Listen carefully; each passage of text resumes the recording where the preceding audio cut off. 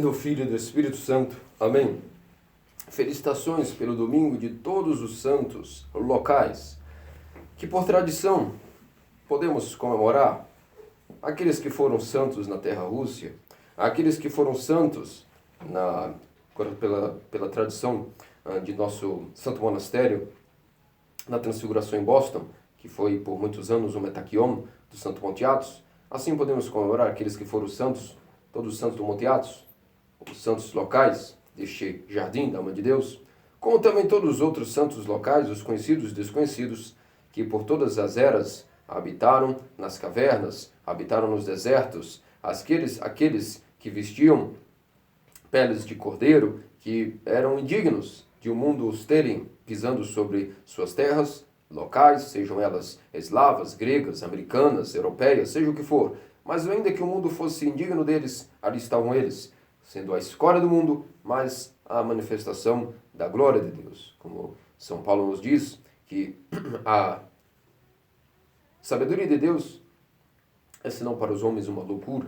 E de fato, para ser santo, vamos entendendo através dos testemunhos dos nossos amigos, sejam eles mártires, confessores, virgens, anacoretas, ou os veneráveis monges, seja que classe a esses pertençam, vemos que de fato é necessário ser um pouco louco para o mundo. Senão, o mundo certamente nos embriaga, nos enlouquece, mas não com a loucura da insanidade a qual estamos falando aqui, a loucura por Cristo, mas a loucura da enfermidade de viver para este mundo, para esta realidade passageira, e não usar esta realidade passageira para uma realidade futura. Ou seja, termos a memória constante de que nós não somos seres terrenos, que um dia teremos uma vida espiritual. Nós somos seres já aqui, espirituais, com uma breve passagem terrena. É este o testemunho que todos esses santos, independente da vida que levaram, nos deram.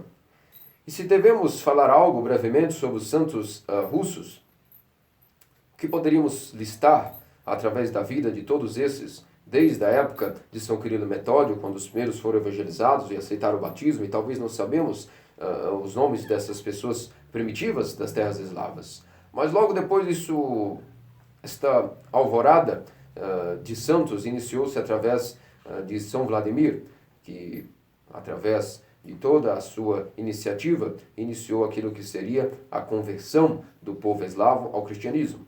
Isso floresceu muito e por muitos anos, por muitos séculos. E vemos que quando tudo já parecia começar a estar como que esmorecendo, Deus sempre levantou pessoas fortalecidas, grandes soldados, para continuarem aquilo que seria o legado, a herança da terra russa, para não só os eslavos, mas para toda a humanidade.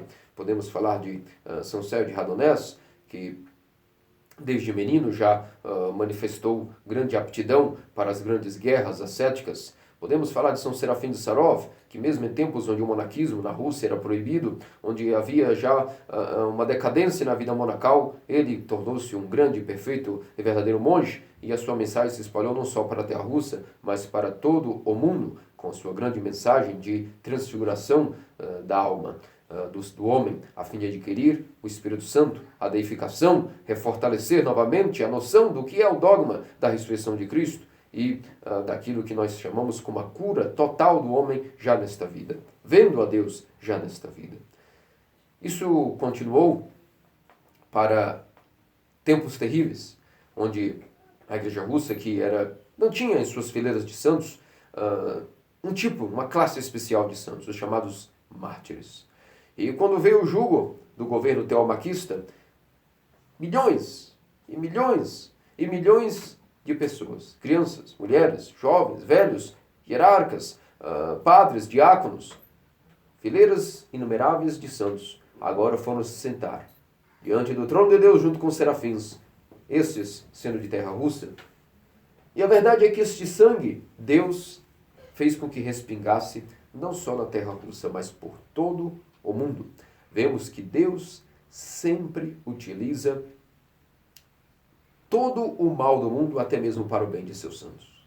E aqui temos a primeira vantagem de ser santo, seja onde for, seja qual for a terra que Deus nos mandar, devemos nos espelhar nesta vida que eles tiveram. Na vida tão difícil, na vida calamitosa, na vida de trabalho duro, onde alguns foram dignos de serem chamados taumaturgos. O que é o taumaturgo? É aquele que faz coisas, façanhas, que são impossíveis aos olhos dos homens, milagres. E vemos que, de fato, se a igreja é poderosíssima, se ser santo significa estar na igreja e viver de acordo com a vida, com a essência, com a energia que a igreja alimenta, nutre e deifica cada um, significa que os santos são invencíveis em Cristo Jesus. Afinal de contas, ele é o Filho de Deus, e a igreja é o seu corpo, e a igreja é uma fábrica de santos, e portanto os santos são invencíveis. Pelo poder da graça de Deus, que os mantém nesta santidade, que os atraiu para esta vida santa e que os faz também, seja de uma maneira ou de outra, finalizar as suas vidas em santidade. E o que foi que nós vimos na história? A história nos mostra justamente isso. Podemos imaginar que foi uma grande catástrofe, a grande apostasia e, por consequente, o grande martírio que ocorreu na terra russa. Mas nosso Senhor e Deus Salvador Jesus Cristo, que honra os seus santos, aproveitou disso para finalizar aquilo que seria já na ponta da história da humanidade, naquilo que seria o começo do fim dos tempos, o começo das dores. Afinal de contas, o último catecon, o último imperador, guardião da ortodoxia, como aquele que sempre trabalhou para, junto com a igreja, junto com a sinfonia de poderes com a igreja, não não submetendo a igreja ao seu jugo, mas cooperando com a igreja em tudo para a salvação da humanidade. Este poder, abençoado por Deus, legítimo, monárquico, como nos diz São João Crisóstomo, o último deles havia sido martirizado. Esse, se não, faz parte também dos santos, que se comemora hoje na Rússia, afinal de contas, os santos locais russos, tem entre eles toda a família mártir imperial.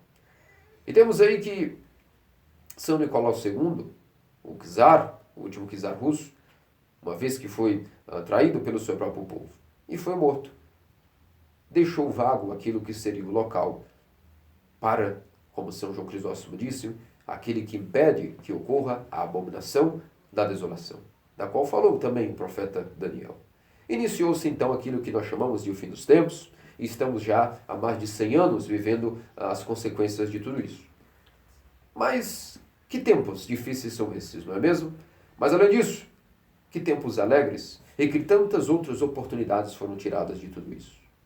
Nosso Senhor e Deus Salvador Jesus Cristo, que prometeu que jamais as portas do inferno prevaleceriam contra a igreja, continua trabalhando valentemente, fortemente sendo ele o guia, o cabeça da igreja, e fortalecendo os seus hierarcas, confessores e todos aqueles que desejam, que têm sede de justiça.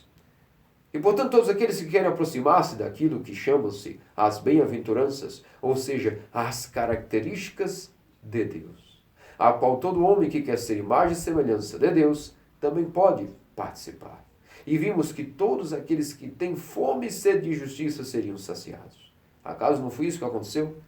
Temos São Tíquon, o patriarca de Moscou, o qual firmemente manteve a fé. Não foi tolerável nenhum tipo de negociação para com os poderes teomaquistas. E enquanto pôde, enquanto tudo estava em suas mãos, foi fiel ao nosso Senhor, tornando-se um novo confessor. Mas como consequência disso, sabendo que Deus guia a sua nau para onde bem quer, podemos nos perguntar por que Deus permitiu tal cataclisma no que diz respeito à Igreja Russa. Aprendemos, pela experiência de nossos santos Teófilos Padres, que até a perseguição é um dom de Deus. Por que um dom de Deus? Porque onde abunda o pecado, a graça deve superabundar. E devido ao pecado, devido a terem traído os princípios da vida ortodoxa, ocidentalizando-se com ideais iluministas, ideais mundanos, ideais maçônicos, ideais para este mundo passageiro, afastando-se pouco a pouco da fé dos antepassados, como um grande presente. Como São Paulo diz que aquele é o nosso Deus, o Pai que corrige a quem ama, nosso Senhor e Deus Salvador Jesus Cristo. Como profetizou o taumaturgo de Constrá, São João, haveria no início uma época de chicote. Primeiramente houve um alerta, o alerta para que as pessoas se arrependessem, arrependam-se, pois o reino dos céus está próximo.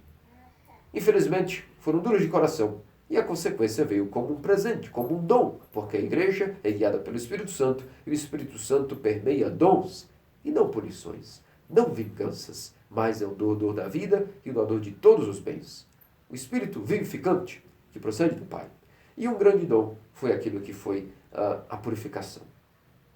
Sabemos que todas as vezes que ou houve heresia, ou houve negociação com os poderes deste mundo, com os poderes políticos e econômicos, a igreja teve que ser purificada, acrisolada, como os santos profetas sempre alertaram que isso se daria toda vez que o povo de Deus se rebelasse contra o Deus Sabaoth, o Deus verdadeiro, seriam então não castigados, mas educados, como todo pai tem que educar um filho.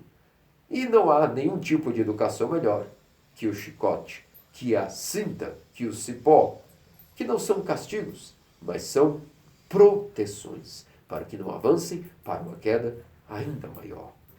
Porque todo pai que não corrige seu filho será cobrado pela queda de tal.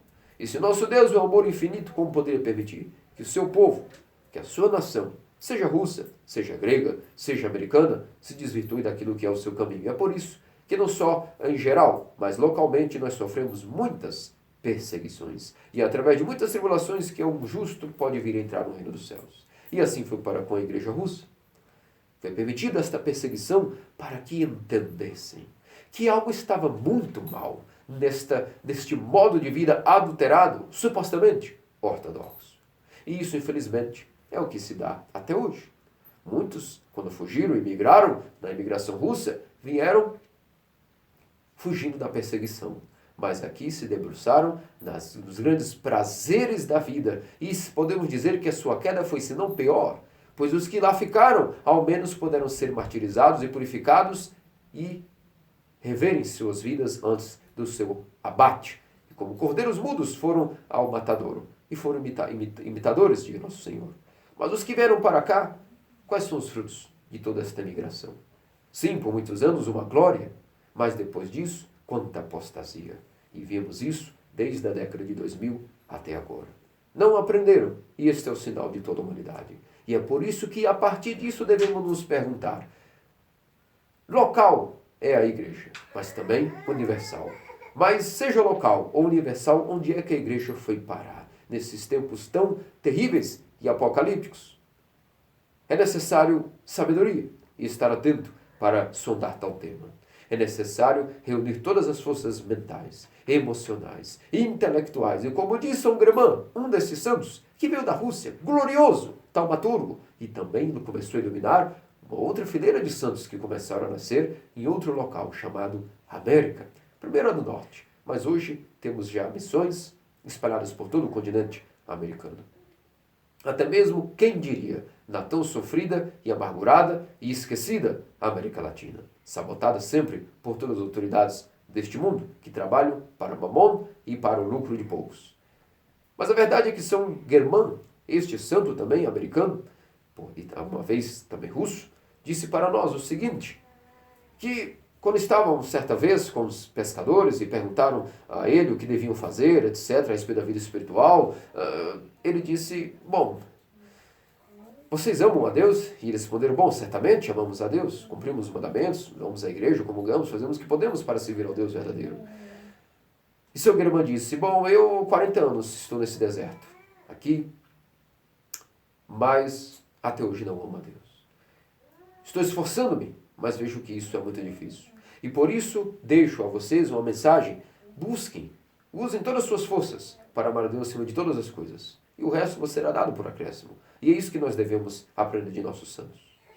Devemos entender que esta perseguição russa foi para nós um presente. E é por isso que estamos também aqui hoje, reunidos. Porque esses santos hierarcas foram purificados e toda vez que uma árvore é podada, ou um elemento mineral, ou seja, algum tipo de metal ou liga é colocado no fogo, ela sai mais brilhante, mais purificada. Da mesma maneira que um diamante, quando é podado, também brilha mais. Da mesma maneira, a Santa Igreja, como um presente de Deus, como a noiva, foi embelezada por nosso Senhor. Foi tomada de uma veste, a veste púrpura, como a veste escarlate que nosso próprio noivo vestiu para o seu casamento com esta noiva.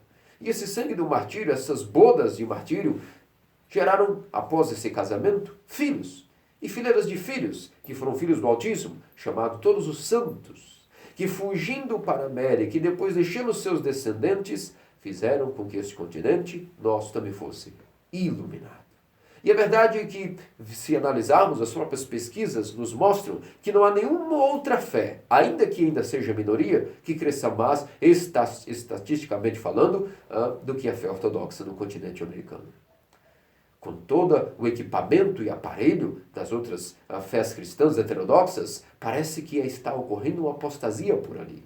Mas mesmo que não vejamos fileiras e multidões correndo para abraçar a Santa Igreja Ortodoxa, até porque isso não é a expectativa de nós nestes tempos, vemos que, proporcionalmente falando na balança, a fé ortodoxa tem crescido. E isto mostra o grande milagre de Deus, a força secreta e sutil que vai soprando de ouvido em ouvido, em boca, de pai para filho, o que é a verdadeira tradição.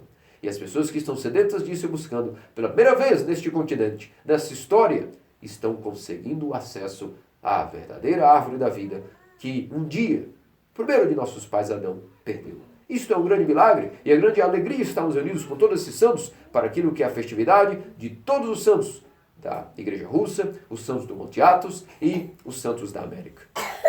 Como São Pedro Aleuta, que tão enormemente comemorado. Quantas paróquias comemoram São Pedro Aleuta no Canadá, nos Estados Unidos e por toda a América do Norte? Ele, que foi firme, foi torturado por padres espanhóis jesuítas para negar a fé ortodoxa. E ainda que arrancaram seus dedos dos pés, seus dedos das mãos e por fim suas mãos, e deixado para morrer, ele não negou aquilo que era o testemunho de nosso Senhor nestes tempos modernos. E quanta graça, por causa desses sofrimentos, foi ali derramada. Pois sabemos, pela tradição ortodoxa, pela tradição apostólica, que o local onde o mártir sofre para sempre é energizado, abençoado com bênção eterna. Sabemos que onde estão suas relíquias, onde o seu nome é invocado e comemorado, ali, certamente grandes graças estão para aquele povo que venera com tanta veemência e com tanto zelo tal santo, e invoca o seu nome com piedade.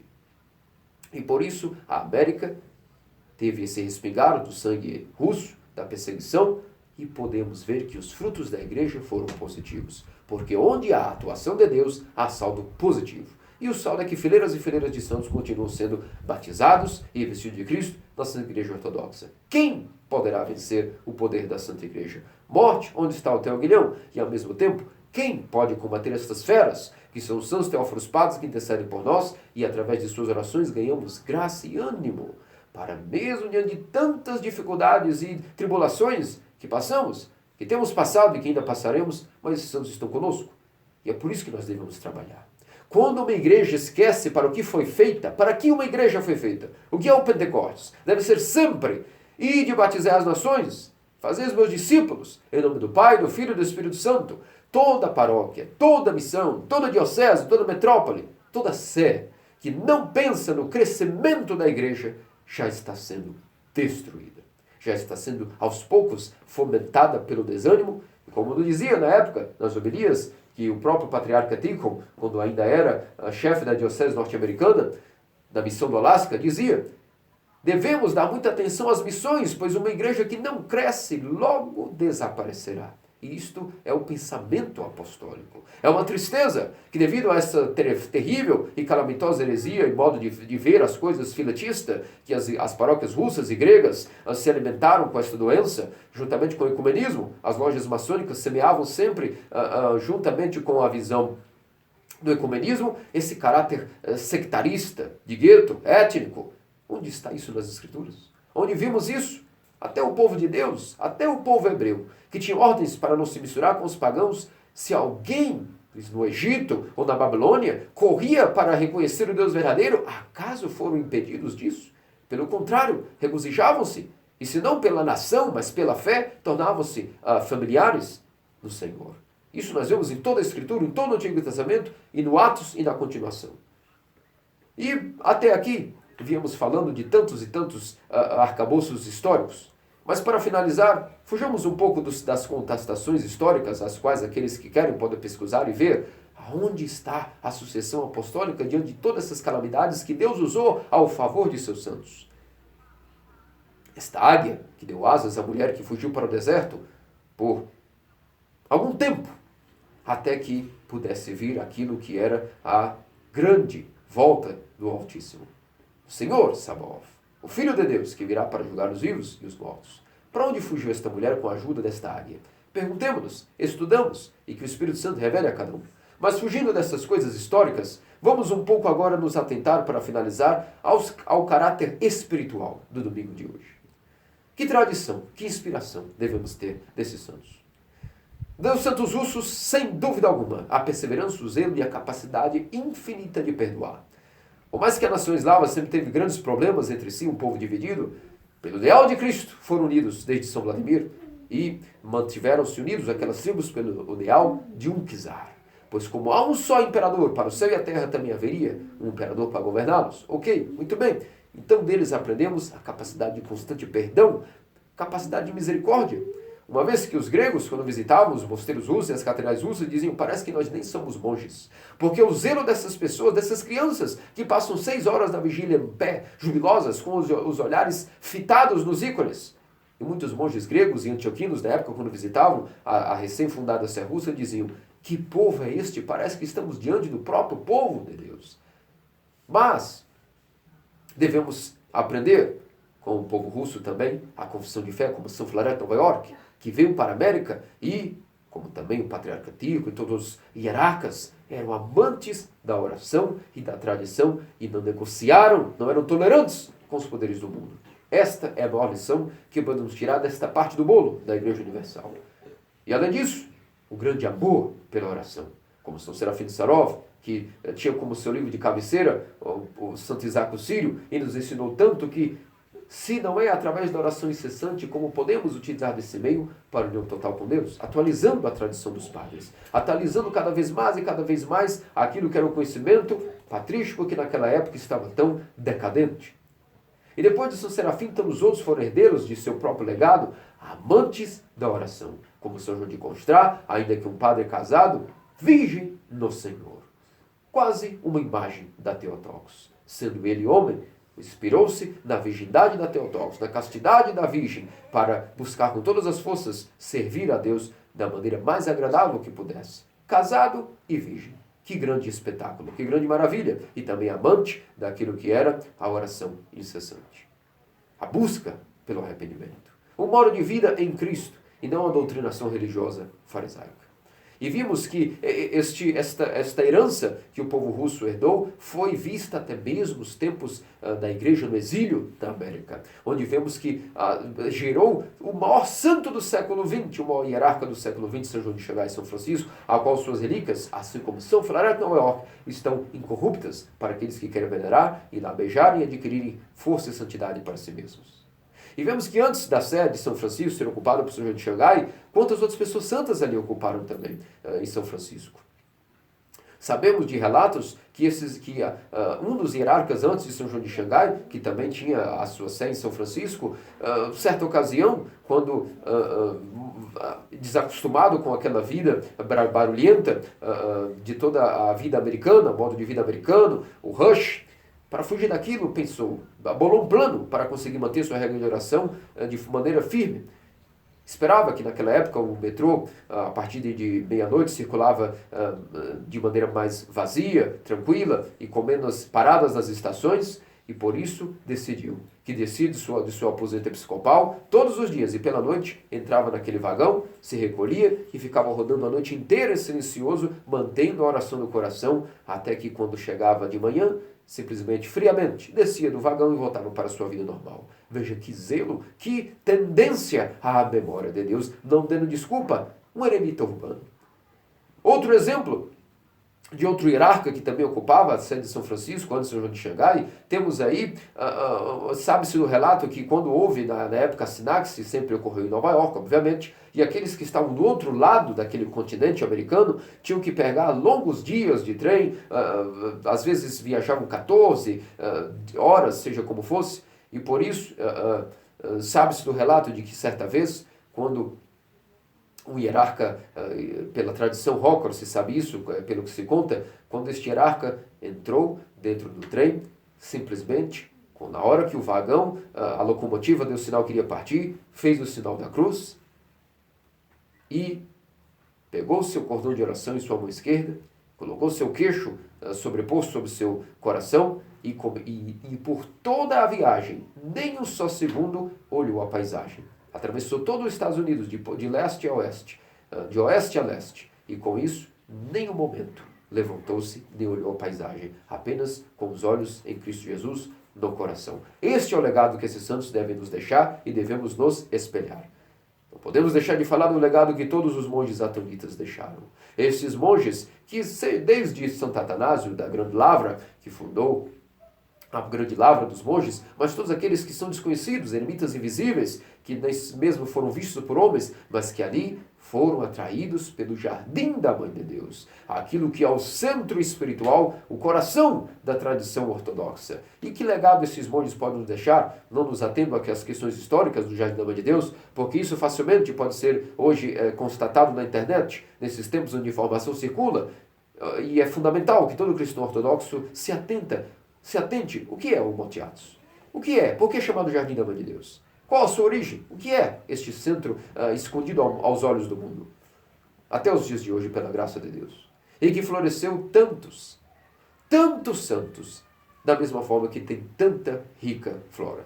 Desde lírios, desde carvalhos, desde todo tipo de frutíferas, da mesma forma floresceram todo tipo de santos ali. Hierarcas, mártires, confessores, anacoretas, pessoas que se dedicaram àquilo que é a memória de Deus, a respiração de Deus, da mesma forma que Adão respirava a graça de Deus, para não simplesmente manter-se vivo, mas para adquirir energia.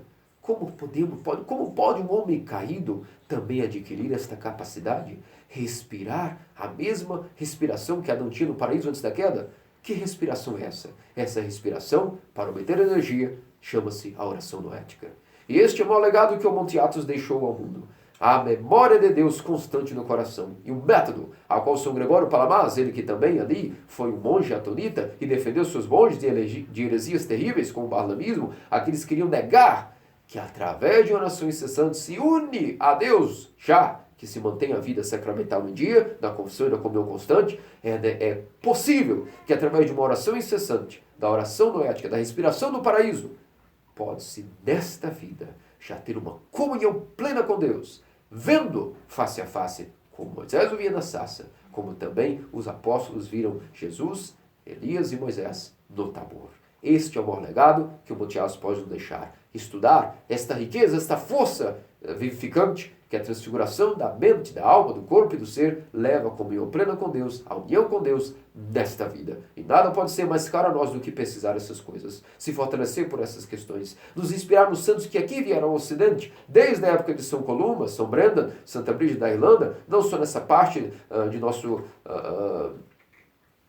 Da metade do planeta que vivemos, mas também do hemisfério norte, onde muitos e muitos infinitos santos estão orando para que agora, da mesma maneira que a ortodoxia cresce na América do Norte, também possa crescer, fortalecendo-se, enraizando-se e gerando uma transfiguração também daquilo que é o continente latino-americano. Que disso, peçamos a Deus força para termos a capacidade de realizar, não desistir, mas sermos nesta terra peregrinos, mas soldados dignos de combater todas as heresias, todos os males que assolam as nossas terras. E que também, nesta parte de nosso Brasil, que é senão um continente dentro de outro, possamos continuar trabalhando para aquilo que Cristo disse no Evangelho de hoje a Pedro e seu irmão André, e os filhos de Zebedeu, os chamados filhos do trovão, os Boanerges, o Tiago e João. Vinde, segui-me, e farei de vós pescadores de homens. Que disso, desse nosso Senhor e Deus Salvador Jesus Cristo nos faça digno. Orações de sua Puríssima Mãe, Teotocos sempre Virgem Maria, e todos os santos russos, e todos os santos do Monte Athos, e todos os santos locais, e todos os santos da América. Amém. Em nome do Pai, do Filho e do Espírito Santo. Amém. Of the Lord, and in his law will he meditate day and night. Alleluia.